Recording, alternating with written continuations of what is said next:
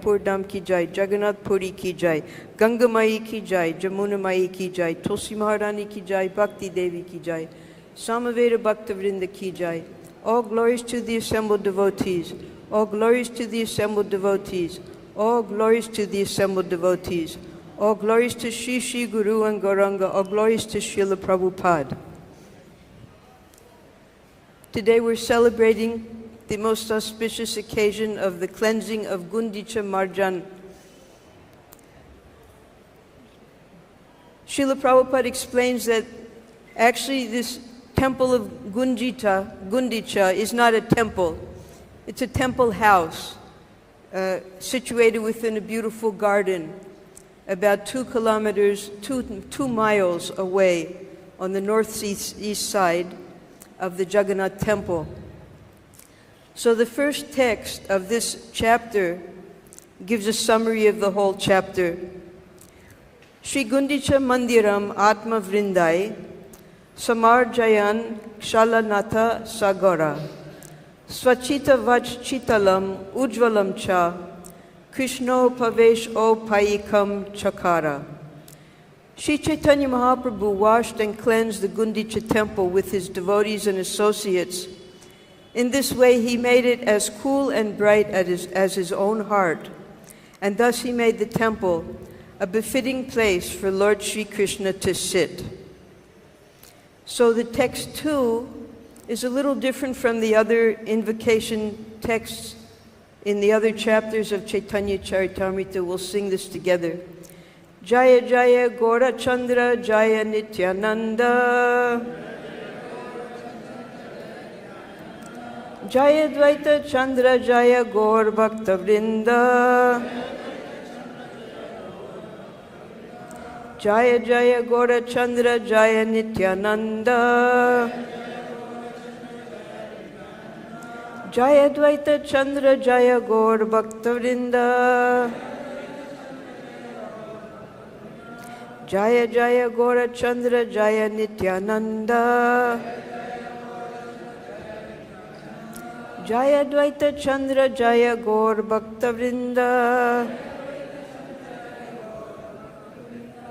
So the text we're going to sing today and discuss has the most extensive purport. It goes on for about 4 pages because Śrīla Prabhupada explains the esoteric meaning of this pastime according to his spiritual master Śrīla Bhaktisiddhānta Sarasvatī Ṭhākura in the Purport, referring to many of the previous acharyas and their internal realizations of this pastime. So the slok is Eimat puradvāra-āge patha yata sakala śodhila tāhā varṇibe kata eimat puradvāra-āge patha yata sakala śodhila tāhā varṇibe kata eimat puradvāra-āge patha yata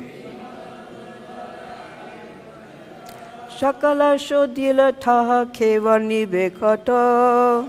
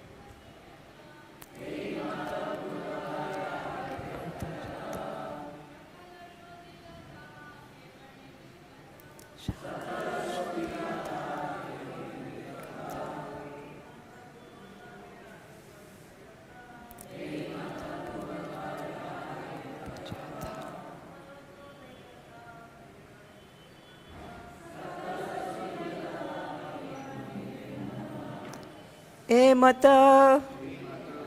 In this way, puradvāra of the gateway of the temple, āge in front, patha as many avenues, sakala all, śodhila were cleansed, tāhā that, varṇibe who can describe, kata how much.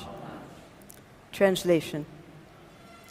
Outside the gateway of the temple, all the roads were also cleansed, and no one could tell exactly how this was done. We can repeat together. Outside the gateway of the temple, all the roads were also cleansed, and no one could tell exactly how this was done. Purport.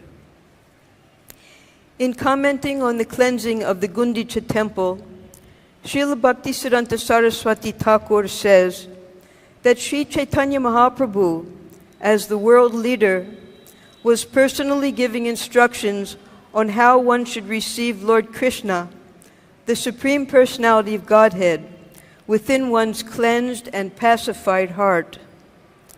If one wants to see Kṛṣṇa seated in his heart, he must first cleanse the heart, as prescribed by Śrī Caitanya Mahāprabhu in his Śikṣāṣṭaka, ceto-darpaṇa-mārjanam. In this age, everyone's heart is especially unclean, as confirmed in the Śrīmad-Bhāgavatam, antaḥ-stho abhadrāṇi. To wash away all dirty things accumulated within the heart, Śrī Caitanya Mahāprabhu advised everyone to chant the Hare Kṛṣṇa mantra. The first result will be that the heart is cleansed, ceto-darpaṇa-mārjanam. Similarly, Śrīmad-Bhāgavatam 1.2.17 confirms this statement. Shrinvatam sva kata Kṛṣṇa punya shravana kirtana hṛdyantaḥ-stho abhadrāṇi vidunoti suhrit-satam. Śrī Kṛṣṇa, the personality of Godhead, who is the Paramatma supersoul in everyone's heart and the benefactor of the truthful devotee, cleanses desire for material enjoyment from the heart of the devotee who relishes his messages, which are in themselves virtuous when properly heard and chanted. If a devotee at all wants to cleanse his heart, he must chant and hear the glories of the Lord, Śrī Kṛṣṇa, Shrinvatam Svakata Kṛṣṇa. This is a simple process. Kṛṣṇa himself will help cleanse the heart because he is already seated there. Kṛṣṇa wants to continue living within the heart, and the Lord wants to give directions, but one has to keep his heart as clean as Lord Caitanya Mahāprabhu kept the Guṇḍicā temple. The devotee therefore has to cleanse his heart just as the Lord cleansed the Guṇḍicā temple. In this way one can be pacified and enriched in devotional service. If the heart is filled with straw, grains of sand, weeds, or dust, in other words, anyāpilasita purna, one cannot enthrone the Supreme Personality of Godhead there. The heart must be cleansed of all material motives brought about through fruitive work, speculative knowledge, the mystic yoga system, and so many other forms of so-called meditation. The heart must be cleansed without ulterior motive. As Srila Rupa Goswami says, anyābilasata sunyam, jnana karmadhyanavritam. In other words, there should not be any external motive. One should not attempt material upliftment, understanding the Supreme by speculative knowledge, fruitive activity, severe austerity and penance, and so on. All these activities are against the natural growth of spontaneous love of Godhead. As soon as these are present within the heart should be understood to be unclean and therefore unfit to serve as Kṛṣṇa's sitting place. We cannot perceive the Lord's presence in our hearts unless our hearts are cleansed. And material desire is explained as a desire to enjoy the material world to its fullest extent. In modern language, this is called economic development. An inordinate desire for economic development is considered to be like straws and grains of sand within the heart. If one is overly engaged in material activity, the heart will always remain disturbed. As stated by Narottam Das Thakur, samsara vishanale diva nishi hiya dwale judaite na kainu upai. This is the second sloka of a very famous sloka that song that Narottam Das Thakur sings. It's Prabhupada's favorite. Bulia, how does it start? Hari Hari Bifale. Yes. In other words, samsara vishale, I'm burning in the poisonous fire of material existence, day and night, and I have no way to get out of this burning existence. In other words, endeavor for material opulence is against the principle of devotional service. Material enjoyment includes activities such as great sacrifices for auspicious activity, charity, austerity, elevation to the higher planetary system, and even living happily within the material world. Modernized material benefits are like the dust of material contamination. When this dust is agitated by the whirlwind of fruitive activity, it overcomes the heart. Thus, the mirror of the heart is covered with dust. There are many desires to perform auspicious and inauspicious activities, but people do not know how life after life they are keeping their hearts unclean. One who cannot give up the desire for fruitive activity is understood to be covered by the dust of material contamination. Karmis generally think that the interaction of fruitive activities can be counteracted by another karma or fruitive activity. This is certainly a mistaken conception. If one is deluded by such a conception, he is cheated by his own activity. Such activities have been compared to an elephant's bathing. An elephant may bathe very thoroughly, but as soon as it comes out of the river, it immediately takes some sand from the land and throws it all over its body. If one suffers due to his past fruitive activities, he cannot counteract his suffering by performing auspicious activities. The sufferings of human society cannot be counteracted by material plans. The only way these sufferings can be mitigated is by Krishna consciousness. When one takes to Krishna consciousness and engages himself in the devotional service of the Lord, beginning with chanting and hearing the glories of the Lord, the cleansing of the heart begins. When the heart is actually cleansed, one can clearly see the Lord sitting there without any disturbance. In Śrīmad-Bhāgavatam 9.468, the Lord confirms that He sits within the heart of the pure devotee. Sadhavo hṛdayam mahayam, sadhunam hṛdayam tvaham. This was spoken by the Supreme Lord to Durvasa Muni when he was trying to escape the glaring, fiery effulgence of the Sudarsana chakra when he offended the lotus feet of Maharaj Ambarish. When Durvasa Muni came for relief at the feet of Narayan, Narayan explained to him that I live within the heart of my devotee, and the devotee lives within my heart. And because you are trying to cause disturbance to my devotee, therefore you have caused disturbance to me. Impersonal speculation, monism, merging into the existence of the Supreme, speculative knowledge, mystic yoga, and meditation are all compared to grains of sand. They simply cause irritation to the heart. No one can satisfy the Supreme Personality of Godhead by such activities, nor do we give the Lord a chance to sit in our hearts peacefully. Rather, the Lord is simply disturbed by them. Sometimes yogis and jnanis in the beginning take to the chanting of the Hare Kṛṣṇa Mahamantra as a way to begin their various practices. But when they falsely think that they have attained release from the bondage of material existence, they give up chanting.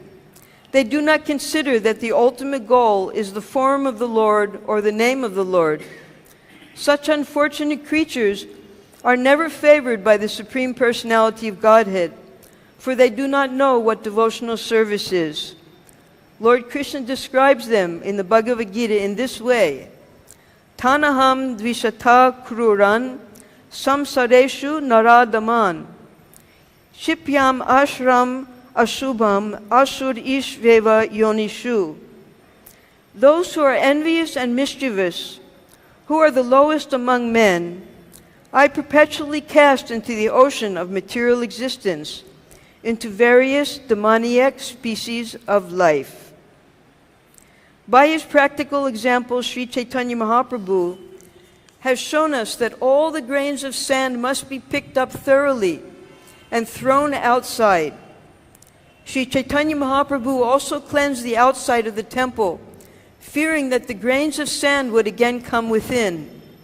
In this connection, Śrīla Bhaktisiddhānta Sarasvatī Ṭhākura explains that even though one may become free from the desire for fruitive activity, sometimes the subtle desire for fruitive activity again comes into being within the heart. One often thinks of conducting business to improve devotional activity, but the contamination is so strong that it may later develop into misunderstanding, described as kutinati, fault-finding, and pratishtha, the desire for name and fame and for high position. Jiva hingsa, envy of other living entities. Nishid achar, accepting things forbidden in the Shastra. Kam, desire for material gain. And puja, hankering for popularity. The word kutinati means duplicity. As an example of pratishtha, one may attempt to imitate Srila Haridas Thakur by living in a solitary place. One's real desire may be for name and fame. In other words, one thinks that fools will accept one to be as good as Haridas Thakur just because one lives in a solitary place. These are all material desires. A neophyte devotee is certain to be attacked by other material desires as well, namely desires for women and money. In this way, the heart is again filled with dirty things and becomes harder and harder, like that of a materialist. Gradually, one desires to become a reputed devotee or an avatar incarnation. One little note here, these different types of contamination, we can see within our society of ISKCON even, devotees come and they might have some desire within their heart to fulfill by joining the International Society for Krishna Consciousness. And then suddenly, after they fulfill their desire, we don't see them anymore. So this is that shiptam. They fall down again. Because in order to remain pure, in order to remain always in the association of devotees, we have to always be concentrating on the hearing and chanting of the glories of the holy name. No other desire than this. The word jiva hingsa, envy of other living entities, actually means stopping the preaching of Krishna consciousness. Preaching work is described as a para-upakar, welfare activity for others. Those who are ignorant of the benefits of devotional service must be educated by preaching. If one stops preaching and simply sits down in a solitary place, he is engaging in material activity. If one desires to make a compromise with the Mayavadis, he is also engaged in material activity. A devotee should never make compromises with non-devotees. So when the temple first opened and we built our guest house, which was the biggest guest house in all of Vrindavan at the time, nowhere was there such a large building. Forget about that now. But in those days, this is the biggest guest house. So there was one Mayavadi group and his guru who wanted to come, and they wanted to rent out the whole guest house. And Prabhupada wouldn't allow it. He said, you put a sign at the front of the temple that says, no Mayavadis allowed. Prabhupada would not compromise. Didn't matter if we had, and in those days, the rooms were 2 rupees for a single room and 6 rupees for a double room.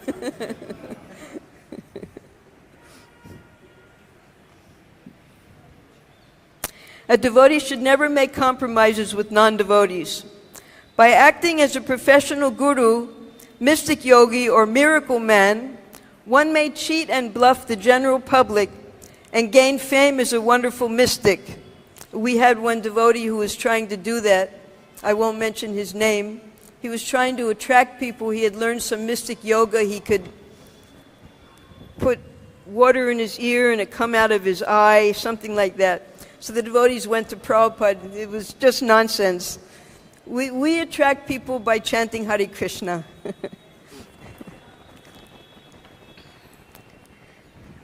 All of this is considered to be dust, straw, and grains of sand within the heart.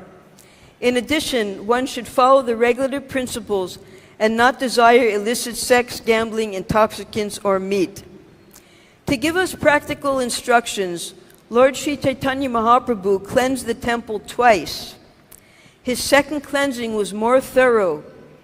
The idea was to throw away all the stumbling blocks on the path of devotional service.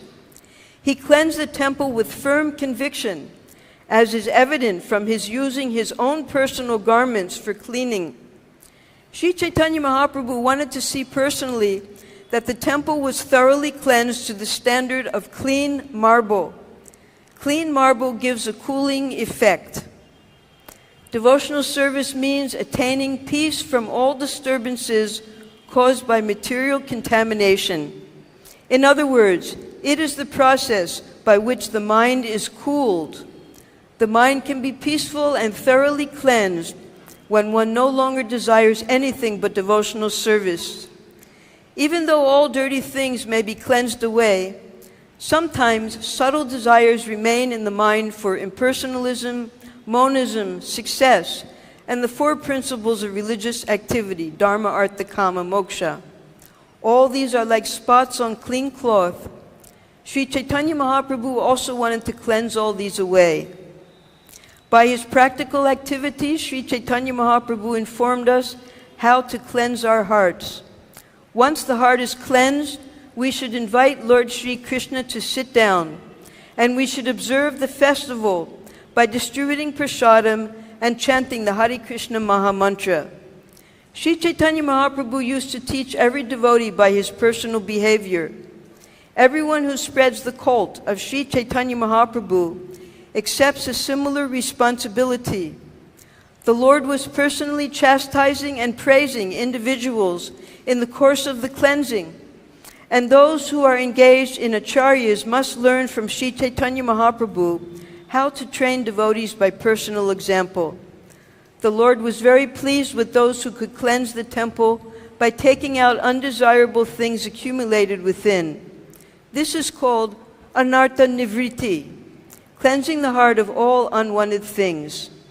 Thus, the cleansing of the Guṇḍicā Mandir was conducted by Śrī Caitanya Mahāprabhu to let us know how the heart should be cleansed and soothed to receive Lord Śrī Krishna and enable him to sit within the heart without disturbance. Om Ajnana Timurandasya Jnananjana Salakaya Chakshushanmiritam Jena Tasmai Shri Gurave Namaha Śrī Caitanya Manobishtam Stapitam Jena Bhutale Swayam Rupa Kadamayam Dadati Swapadantekam Nama Om Vishnu Padaya Krishna Prashtaya Bhutale Śrīmate Bhaktivedanta Swami Niti Namine Namaste Sarasvatī Deve Gauravani Pracharine Nirvishesha Sunyavari Paschatyate Shatarine Jai Shri Krishna Chaitanya Prabhu Nityananda Shri Advaita Gadadhar Shivas Arigor Bhaktavrinda Hare Kṛṣṇa, Krishna Krishna, Hare Hare Hare Rama, Rama Rama, Hare Hare. So this very long chapter, 220 some slokas, has many different pastimes described. But Śrīla Prabhupada, when we were having our first Rath Yatra, big Rath Yatra. Of course, the first one was 1967 in San Francisco, because Lord Jagannath, Baladeva, and Subhadra, they were the first deities that Śrīla Prabhupada installed in the Western countries. That's because Lord Jagannath is so merciful to the mlechas. He explains that in Orissa, more than 90% of the people are non-vegetarian, but still Lord Jagannath accepts the offerings and the service of the worshippers in Orissa. So therefore, Śrīla Prabhupada felt that Lord Jagannath, being most merciful to the mlechas, the Yavanas, and those outside of the Vedic system, he should be the first to be worshipped in the Western countries. And he initiated this Rath Yatra for that reason. The first Rath Yatra was on just a flatbed lorry, and they put here, here, and here the three murtis. And there was nice procession throughout the city. That was 67. And then by 1970, the procession had become so big and famous that there was huge 3 carts going through Golden Gate Parkway. And Śrīla Prabhupada, the day before, he gave a lecture, his first lecture, about this Guṇḍicā Marjan, and explained its significance, which is very fully explained in this purport. But he explained it according to the time and circumstances, according to the devotees he was speaking to. So Prabhupada explained that what happened was, we know that because the Krishna book had just come out, so the devotees were reading the life of Krishna.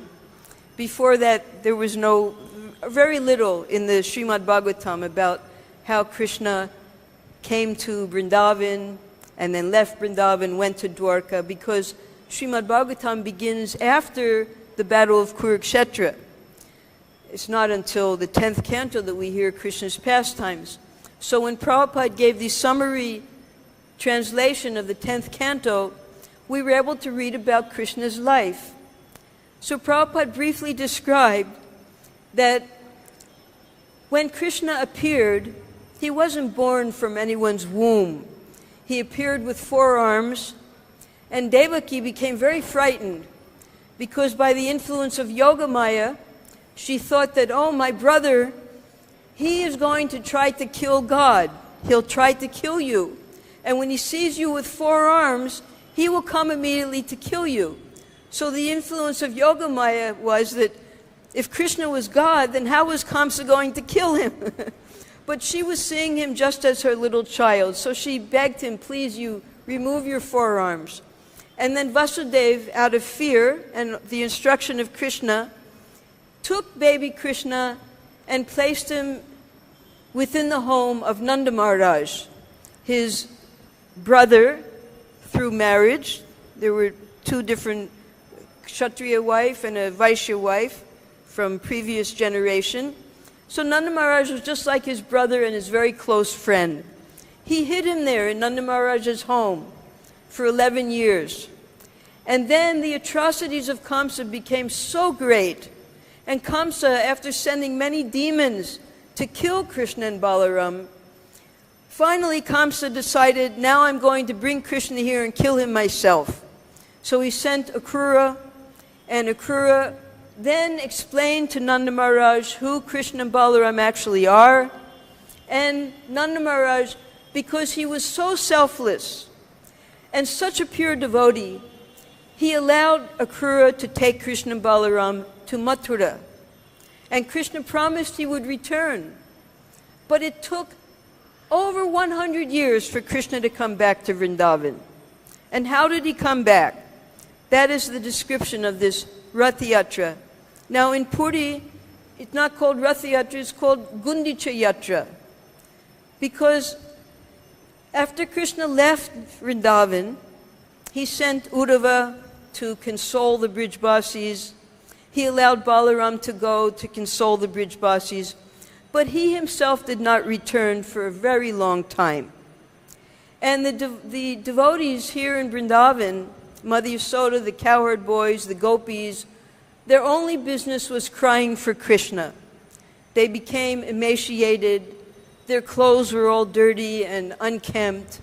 They had no concern for themselves. They were just waiting, keeping their souls in their bodies so that they would still be here when Krishna fulfilled his promise and came home. And then, finally, they heard word. Because Krishna, even in Mathura, though we can walk to Mathura, it's so easy to go to Mathura, Krishna couldn't come back because Jarasandha and the other envious kings were constantly coming to Mathura to attack. Therefore, for 19 years, Krishna had to stay there in Mathura to protect the town there and the townspeople. And then finally he decided to transfer everyone to Dwarka, and he himself went to Dwarka. There he married 16,108 wives, and still he had many demons to kill. So, finally, there was going to be a solar eclipse. And Krishna sent word, because Krishna and Nanda Maharaj, they were sending messages back and forth the whole time. He invited all the inhabitants of Vrindavan, you come to Kurukshetra. I'm coming there with my brother and sister, we can all meet there. So everyone wanted to go. They just wanted to take everyone to Kurukshetra to see Krishna. But how could all the cows go? There were millions of cows. So Krishna made a plan that the husbands of the gopis, the gopas, they should stay back and take care of the cows. That way the gopis would be able to go without any guardians. So the gopis accompanied Madhya Soda and Nanda Maharaj, and all the old oxen, they led the carts, and they took that long ride to Kurukshetra to see Krishna. And there, Krishna could hardly control himself, because when the Brijbasis saw Krishna there, in his kingly attire, surrounded by ministers and secretaries and chariots and soldiers, all of his wives, all of his family members, the Pandavas, the great sages, they were completely stunned. And Radharani, she expressed that you're the same Krishna, and I'm the same Radha, but we're meeting now in a different place. It's not the same.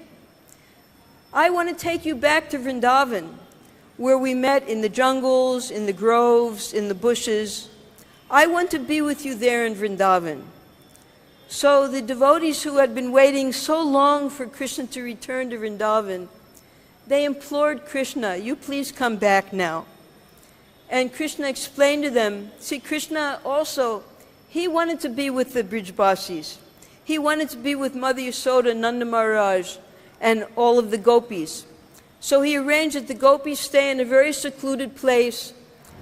They all stayed for 3 months in Kurukshetra to be with Krishna. And that way Krishna was able to see his mother and father every day. And at night, because the gopis were kept in a secluded place, no one knew where they were staying, and there were no guardians to watch where they were and what they were doing. So Krishna was then able to meet with them every night in Kurukshetra and have intimate pastimes with them. Finally, it was time for Krishna to return to Dwarka. And when Vasudeva and Devaki saw the love that Nanda Maharaj and Yashoda had for Krishna and Balaram, they frankly admitted that you are the real mother and father of Krishna and Balaram. We are just the official mother and father. So then Uddhava, Balaram and others, they asked Vasudeva and Devaki, if they are the real parents, You see how selfless Nanda Maharaj was. As soon as there was any difficulty on your side, he immediately sent Krishna and Balaram to help you. You see how Nanda Maharaj and Yashoda have been suffering all these years, and you've never once let Krishna come to see them. Please allow Krishna to come back to Vrindavan. So Vasudeva, he was put in a very uncomfortable, embarrassing situation. How selfish he had been. They would never let Krishna go see. They were afraid that Krishna would never come back because the love of the Brijbasis was so great that Krishna would never be able to leave them again. That was why they never let Krishna come back to Vrindavan. But now he was confronted. So he gave permission that yes, sometimes now Krishna can come back to and see his real parents and his loved ones there in Vrindavan. So now Krishna had permission, but he still had a few more demons to kill. So when Chaitanya Mahaprabhu, as soon as Chaitanya Mahaprabhu took sannyas, the first thing he decided to do was go to Vrindavan. It was his first desire, and he was tricked by Nityananda Prabhu. He took him along the bank of the Ganga because Mahaprabhu was in such ecstasy, he didn't even realize where he was. He thought he was going to Vrindavan. Meanwhile, Nityananda Prabhu took him to Advaitacharya's house to meet his mother again. And not only that, second time he wanted to go, and so many crowds came along with him that the Shah, Hussain Shah, he realized that this mendicant, he must be a prophet, because all these people are following him. He's not giving them anything, and still they're following him. So at that time, Rupa and Sanatana Goswami, who had been writing to Chaitanya Mahaprabhu, asking for his shelter, they warned Chaitanya Mahaprabhu that this is not the way to go to Vrindavan. You should go alone, not with such a big crowd. It will cause disturbance in Mathura. Chaitanya Mahaprabhu realized that, and he only went as far as Kanai Natashala. And then secretly, he returned back to Jagannath Puri. And from there, very secretly, he left in the middle of the night with just Balabhadra. And finally was able to go to Vrindavan. So even Chaitanya Mahaprabhu, Śrī Krishna, in the form of Chaitanya Mahaprabhu, found it very difficult to return to Vrindavan, although it was his desire. He came here, but he was experiencing such ecstatic symptoms that Balabhadra Bhattacharya, he found some way to extract Chaitanya Mahaprabhu from Vrindavan and bring him back to Puri. So now Chaitanya Mahaprabhu was back in Puri after he had spent about 6 years traveling and then another 2 years. And the devotees from Bengal, they wanted to come see him. And Mahaprabhu said that they should come every year. For 18 years, they came every year to engage in the Guṇḍicā Marjan, Rathayatra, and then stay because we know the next Purnima, that's the beginning of Chaturmas, when it's very difficult to travel. So there were no buses, there were no trains. The devotees had to walk from Bengal to come and see Chaitanya Mahaprabhu. And then they stayed the whole 4 months of Chaturmas. So this is the first thing that they did after they were settled in their residences, took prasadam. They all went with Chaitanya Mahaprabhu for Guṇḍicā Marjan. Now, when Mahaprabhu came back from his South India tour, Maharaj Prataparudra, he implored Sarvabhauma Bhattacharya, Ramananda Roy, and all of the devotees of Chaitanya Mahaprabhu, please allow me to meet and get the mercy of Chaitanya Mahaprabhu. Mahaprabhu refused. He said that there can be so much milk in a pot. If you put 1 drop of liquor, the whole pot is contaminated. So although Maharaj Prataparudra was a great devotee and wanted so much to get the shelter of Mahaprabhu, because he had the name king, That was the drop of liquor. And Mahaprabhu said that I'll be deprecated, I'll be slandered, I'll be condemned if I go to meet a king. So Ramananda Roy, he found some way, he took the cloth of Mahaprabhu, that cloth was given, and then finally Mahaprabhu said, he quoted one sloka saying that the son is non-different from the father. And that was spoken by Balaram when he killed Romaharshana and he installed Sutta Goswami. He said the son is the same as the father. So he said, have Prataprudra bring his son here and I will give him my mercy.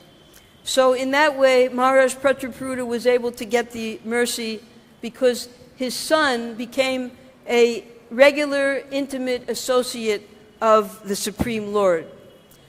So when Mahaprabhu, who understood the internal reason for this Ratha Yatra, he decided that he wanted to clean Guṇḍicā Marjan.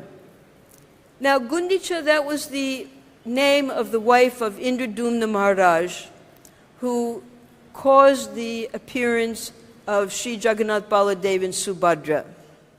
So this